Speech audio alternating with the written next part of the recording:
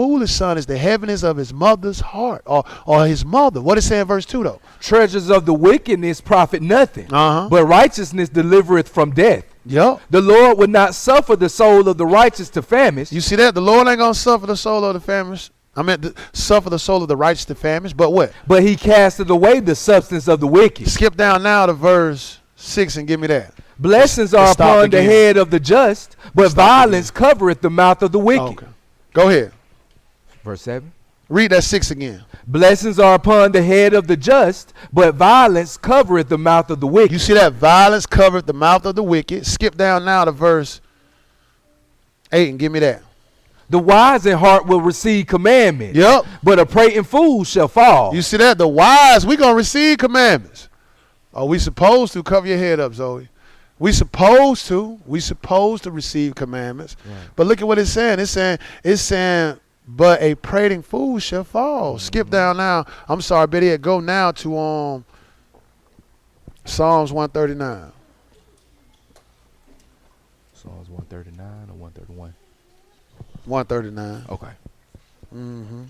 That's the edit. I scratched that one. Okay.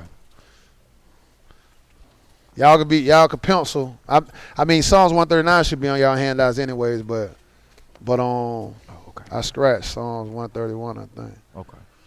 So Psalms 139, and let's read 1 through 6. We almost done. Psalms 139, 1 through 6. Go ahead and read that for me. O Lord, thou hast searched me and known me. Mm-hmm. Thou knowest my down sitting and mine uprising. Yep. Thou understandest my thought afar off. Now look at what look at what David is saying. David is saying, hey man, the Lord know all of it. You can hide yourself in the closet, but you cannot hide your thoughts. You can't, right? So look at what the Lord is saying through the mouth of David. Thou knowest my down sitting and my uprising, and what else? Thou understandest my thought afar off. You see that? The Lord know them thoughts afar off. Verse 3. Thou compassest my path and my lying down, and art acquainted with all my ways. You're acquainted with all my ways. You see that? Like, again, you can't hide your ways from God. You can hide it from, each individual in this room, but we ain't judging you. Not right now. You know what I mean? So again, hey, you can't ever hide your thoughts from God. Mm-hmm. This is why we always need to be purging our thoughts, or we need to be purging that leaven. That's what we need to always be doing, brothers and sisters. Because look at what the Lord is saying through the mouth of David right here. He's telling you is that, hey, and are acquainted with all my ways. In other words, the Lord know all of you. What it said in verse 4? For there is not a word in my tongue, but lo, O Lord, thou knowest it all together. You see that? The Lord know it all together. Whatever you was about to say, you just swallowed it. Hey, the Lord know it. You know what I mean? Like he knows it. Keep reading. What else to say? Verse 5. Thou hast beset me behind and before, and laid thy hand upon me. Keep reading. Such knowledge is too wonderful for me. Mm-hmm. It is high. I cannot attain it. I can't even attain it. Go over here now to Proverbs 24. We're going to read one verse here.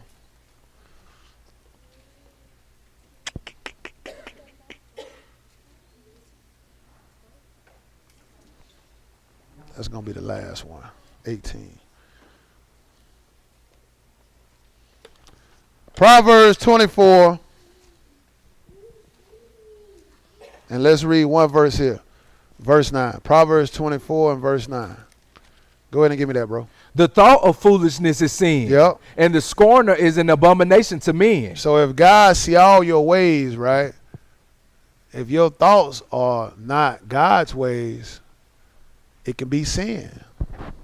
I'm not saying all of your thoughts, if they're not God's ways, is sin, but we know, according to the word, what is sin.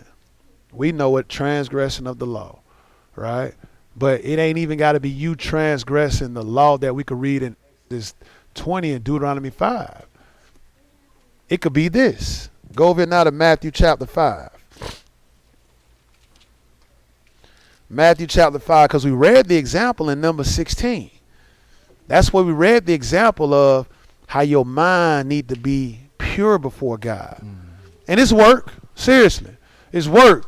You know what I mean? I'm working on it myself. So don't just think, oh, man, this brother up here doing all that talking over the Bible, he must got it all together. Nah, he don't. Right. Nah. Right. But I ain't doing the stuff I was doing some years ago. Mm-hmm. Nah, I ain't doing that. Nah, you ain't gonna see DeMarcus riding around Jacksonville and you see a nice little honey that ain't Tiana in my passenger seat. Right. You ain't gonna see that. Right. You know, like, and then there's other things that you ain't gonna see because, you know, I've, you know, learned through trial and error. Praise And yeah, when I say error, yeah, it was an error. So, you know, just keep in mind is that, you know, we all are trying to grow in this word. Mm-hmm. You know what I mean? So, you know, as we looking through the lesson, all this lesson is to do is for you to examine yourself. You know what I mean? Take a look at yourself. You know what I mean? Go over the checkpoints. You know, see if you're doing this, see if you're not doing this. And if you ain't doing this, then try to work at trying not. You know what I mean? Like try to work at it. You know, put yourself in that tunnel because that's what we will ultimately eventually become. Right? We'll be past the person of yesterday and we'll be looking towards the person of tomorrow. Because that's how we're trying to better ourselves day by day. Mm-hmm. So that's what this lesson is about. It's about getting that leaven out of your house. And we're going to see at the end of the lesson, the house is you. But look at this Matthew 5 because we saw in Proverbs 24. We saw in Proverbs 24 is that, hey, these thoughts, right? These thoughts can be sin, right?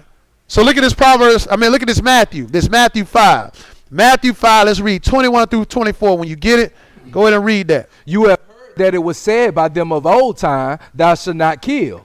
And whosoever shall kill shall be in danger of the judgment. You see that? So you're in danger of the judgment, right? If you out here killing, hey, now we know the difference between murder and self-defense, right? But the Bible is talking about, you out here killing, you're going to be in danger of the judgment. What it say in 22, bro? But I say unto you that whosoever is angry with his brother without a cause shall be in danger of the judgment. Oh, so you mean to tell me you'll get them from next door? I don't know what they are.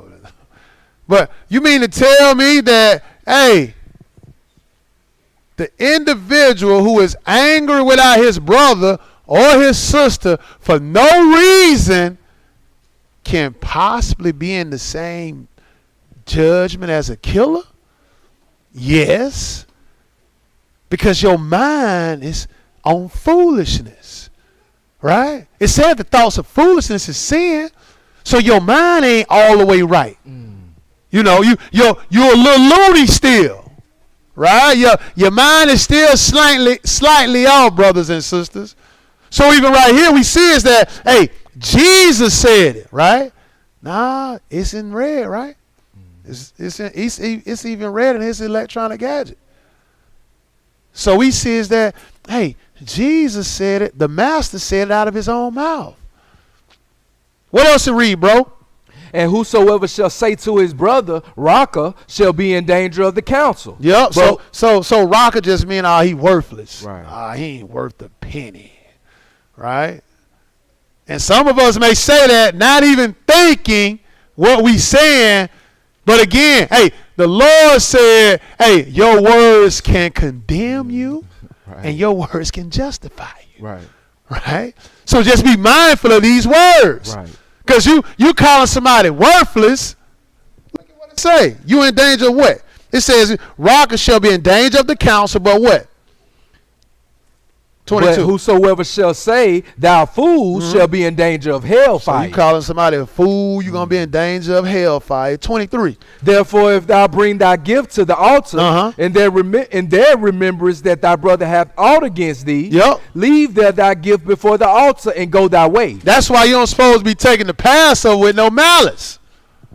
You know what I mean? Like, you supposed to be taking the Passover as a new lump or a new man or a new woman.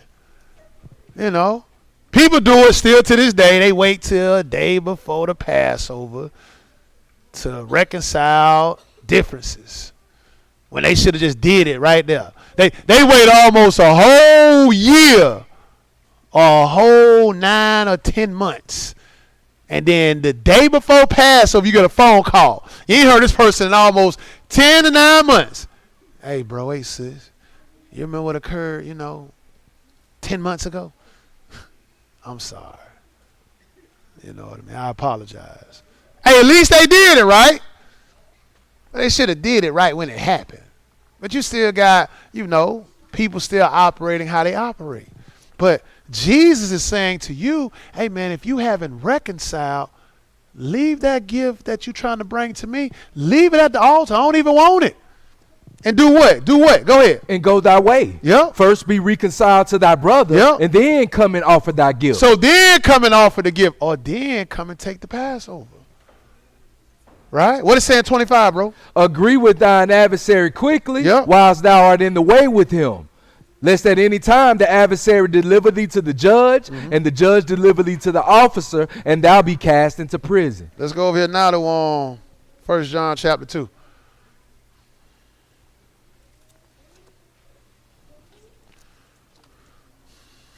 Stopped again. For real? Oh, I don't know. I think it's that Ethernet cord. Because I think that Ethernet cord got punctured with a nail I had ran through it. Yeah. Yeah, I think it's that Ethernet cord, though. Yeah, I got green. Okay. But go over here on 1 John 2. Yeah, 1 John chapter 2.